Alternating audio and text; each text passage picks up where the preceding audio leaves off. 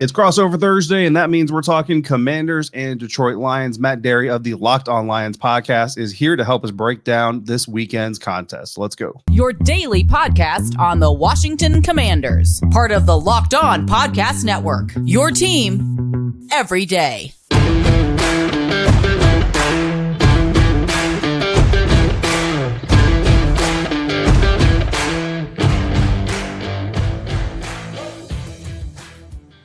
It's a Thursday crossover, everybody, brought to you by Prize Picks Lions. Locked On Lions, Matt Derry. Locked On Commanders, David Harrison, the co-host of the Locked On Commanders podcast. Lions will host Washington coming up this Sunday. And Locked On Lions, Locked On Commanders Thursday crossover presented by our friends at Prize Picks.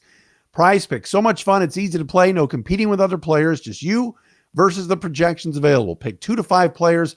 If they score more or less than their Prize Picks projection, you can win up to 10 times your money on your entry. It can literally take less than 60 seconds to enter.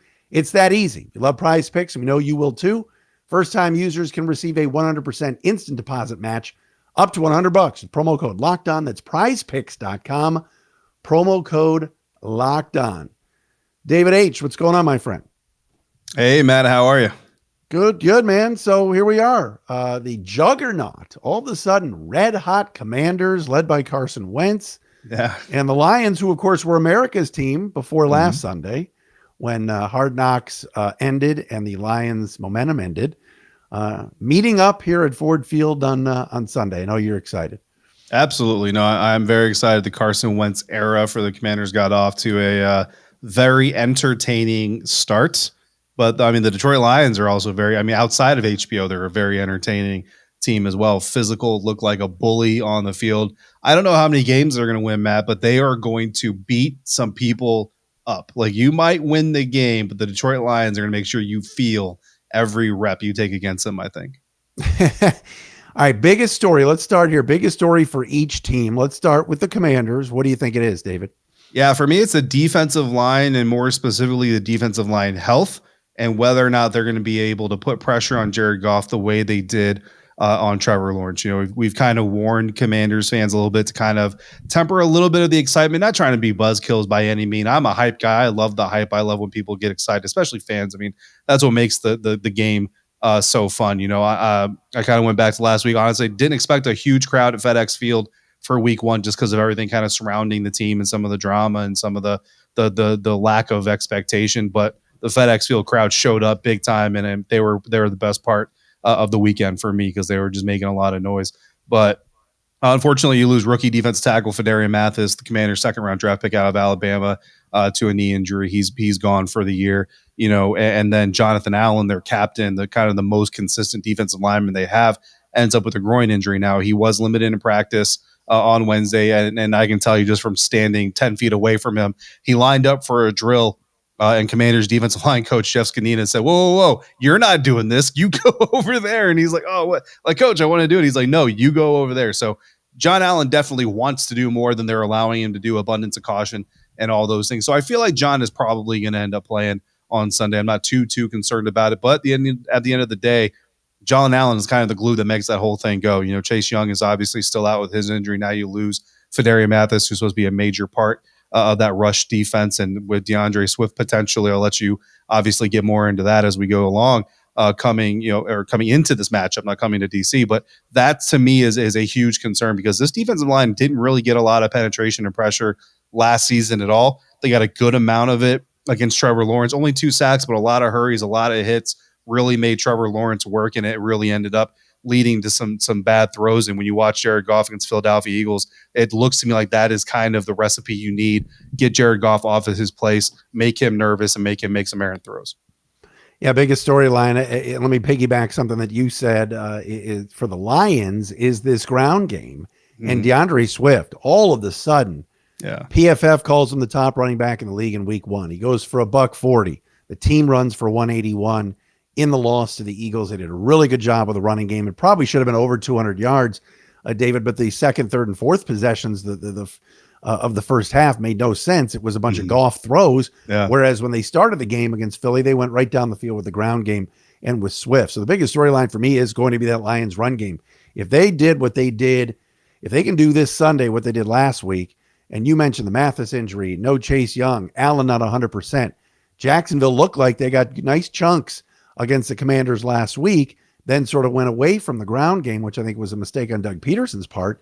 I think that biggest storyline is all of a sudden DeAndre Swift is the hotness. Didn't get a ton of love on Hard Knocks because they were focusing on some of the younger guys and some of the fringy roster dudes and Dan Campbell. But man, all of a sudden, Swift is, people are talking Pro Bowl after 1 week, career high 141 on the ground, really good in the pass game. So I'm looking at that storyline of running that football. And you tell me, David, but Swift, 15 carries Sunday? He's got to be over 20 carries this week, don't you think?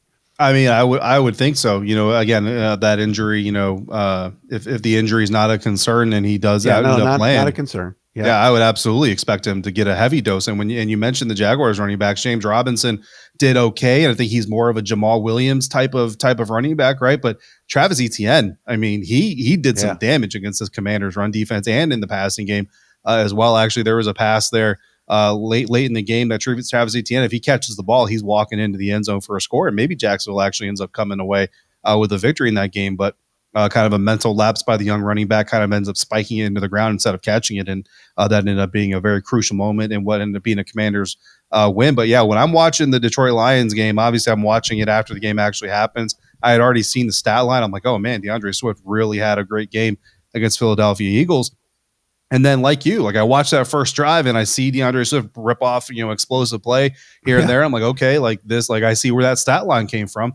But then you just said it, like as the first half develops, just more Goff. And I'm kind of wondering, like, why, where's the Williams Swift combo? Like that was working so well. Why aren't they continuing to ride that? And then they come back to it later. And that's really when you kind of see them come back in that game and make it more of a contest, towards the end there. So it was a little confusing to me. And I think that, coaches, I think Campbell is a coach that is also going to self-scout as much as he scouts his own guys and as much as he does. I feel like he's got the personality type that he's going to be willing to understand when the leadership kind of makes mistakes. And I think if you go back and watch that game, you can very easily say that it was a mistake not to let Swift specifically, but both running backs, because I think that 1-2 punch, you made that defense run around and chase DeAndre Swift, and then you hammer them when they're tired with Williams up the middle there. I think that's a very good way to attack, and that's why, go back to my defensive line health concerns or conditioning concerns.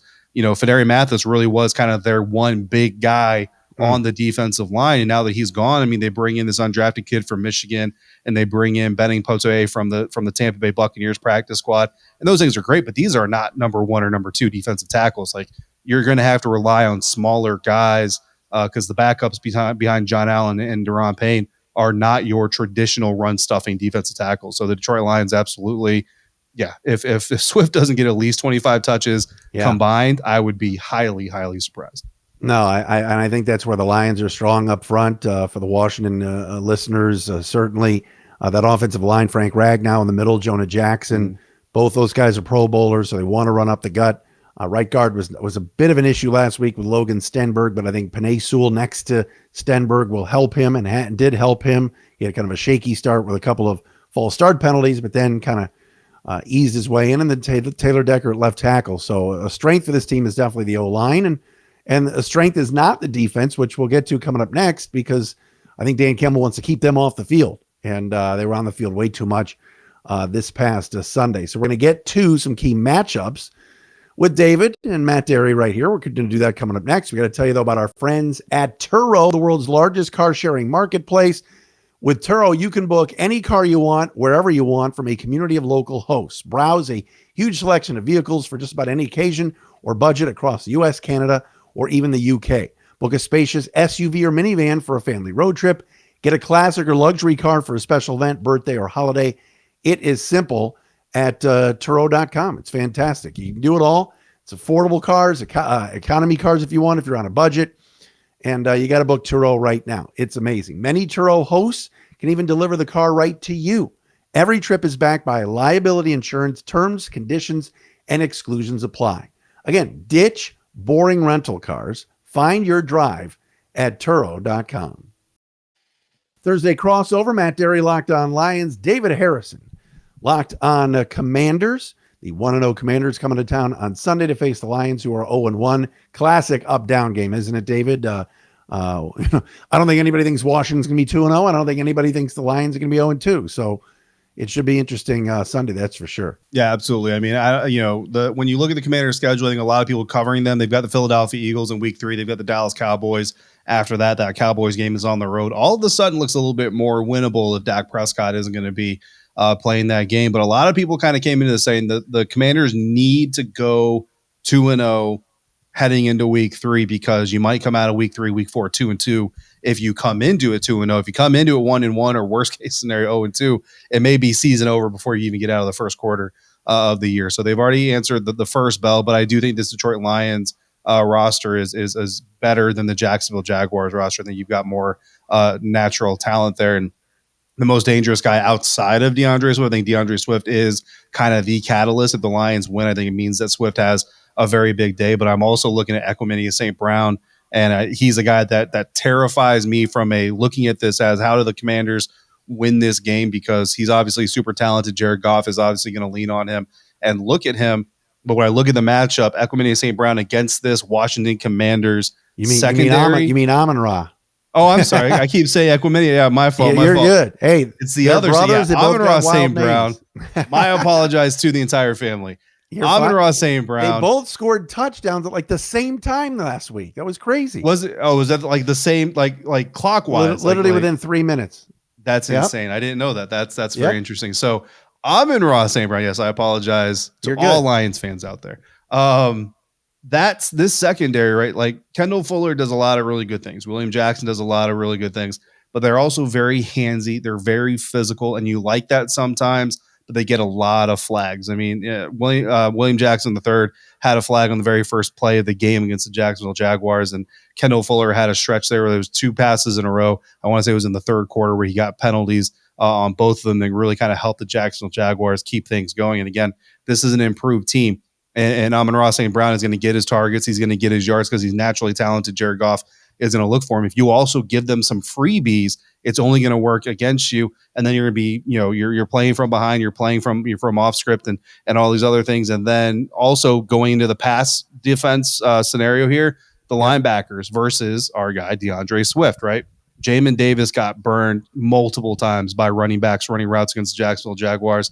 That is a matchup that, again, watching this Detroit Lions team play the Philadelphia Eagles, every time I saw DeAndre Swift run out for a pass route, I'm just thinking about Jamin Davis being the guy out there for the Washington Commanders, and that spells doom for this team. Ron Rivera talked about how Jamin, did some good things, but he also made some mistakes that they got to clean up. And there are some matchups he kind of acknowledged. He didn't say specifically which ones, but I think what he's talking about is Travis Etienne versus Jamin Davis. Those are matchups you can't let Jamin get into. But if you're the Detroit Lions, that's the exact matchup you're looking to get Jamin Davis into. And look, you only got 6 timeouts, 3 per half.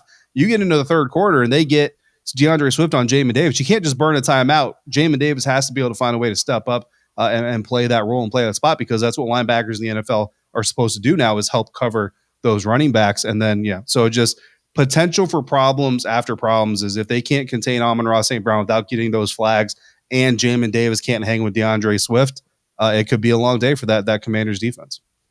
Great key matchups from you, David, and you're spot on. I think that the Lions will want to take advantage of that. I'm looking for Detroit. You tell me.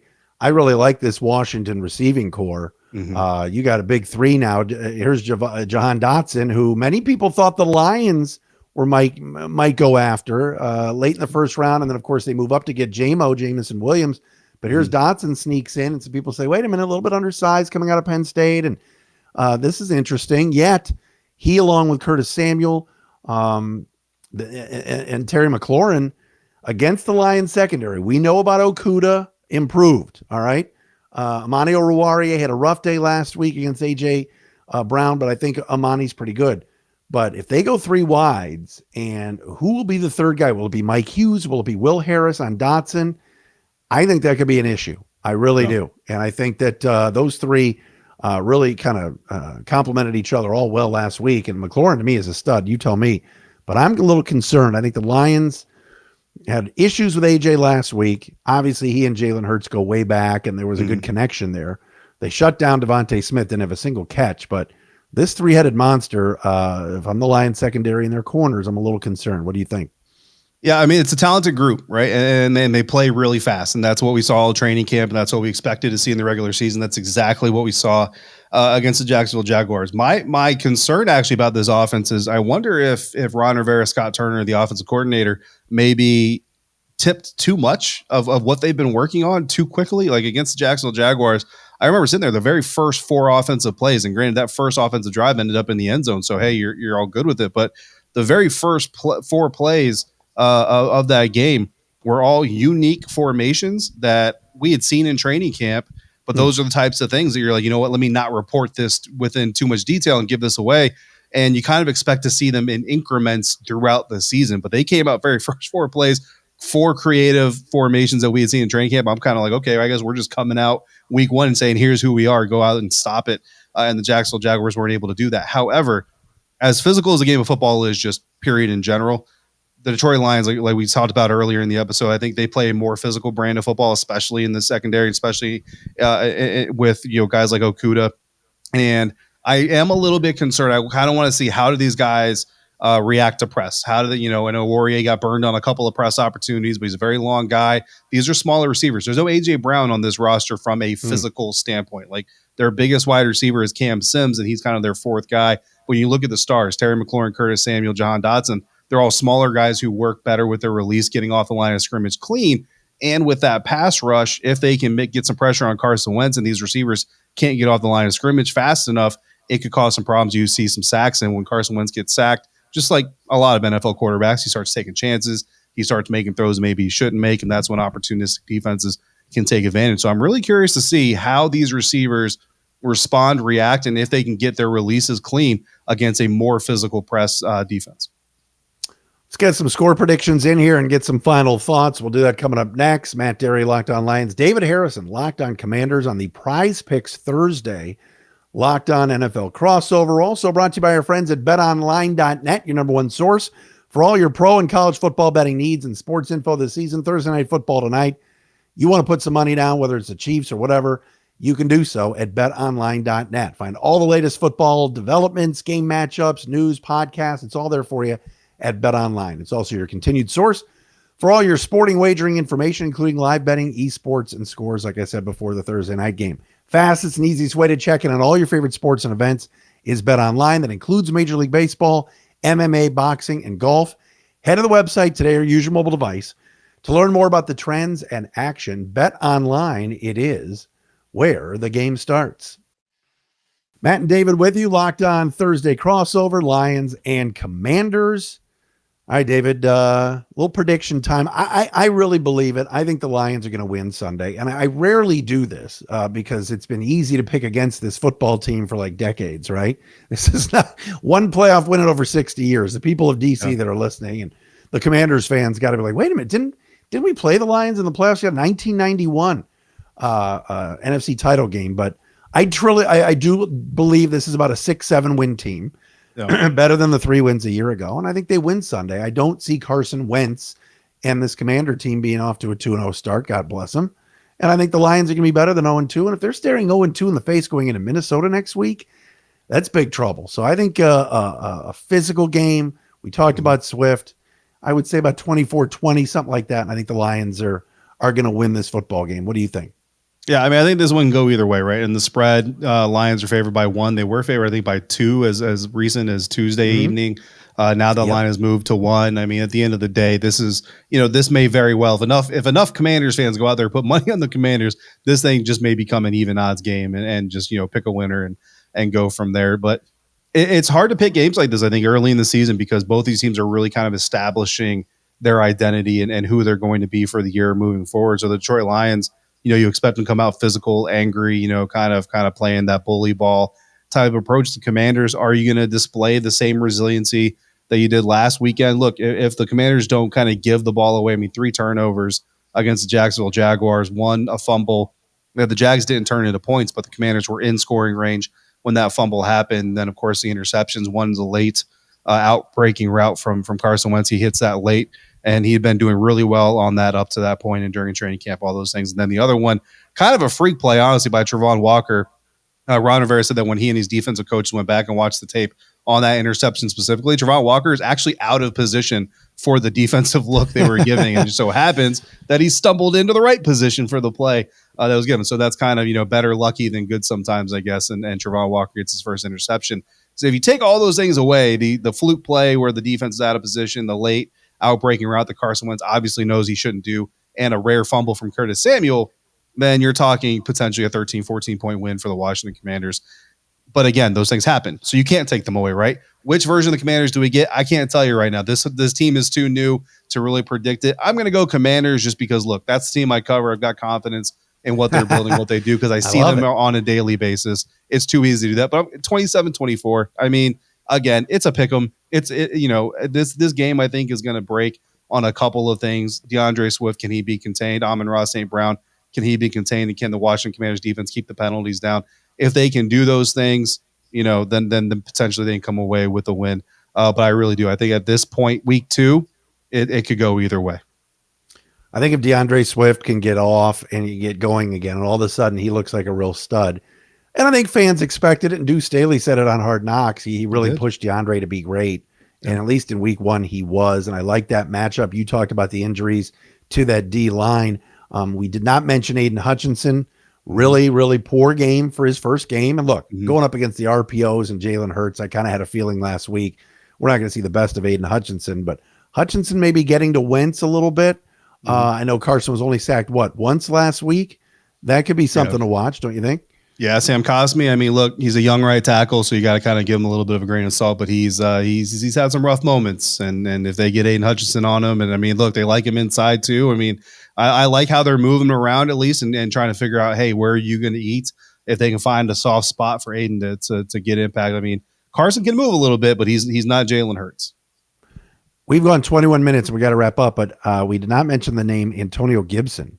Every time I turned on your game last week, he's touching the football. What's the story there? Is that Antonio was actually or is he just the safety valve? I mean, look, he was my second biggest story in this game because he touched the ball over 20 times, had 130 yards of total offense, led the league in fumbles last year among running backs and fumbles lost. So when he put the ball on the ground, it typically ended up with the defense. He did really well last week. But that's 1 week, man. And you would love to say, okay, boom, it's behind you. Let's move forward. Let's be this new AG24 that can be really impactful, but you got to see it multiple weeks to really believe it. So can he do it against the Lions? That's David Harrison, Matt Derry, Locked On Lions, Locked On Commanders Thursday crossover, brought to you by our friends at Prize Picks. David, enjoyed it.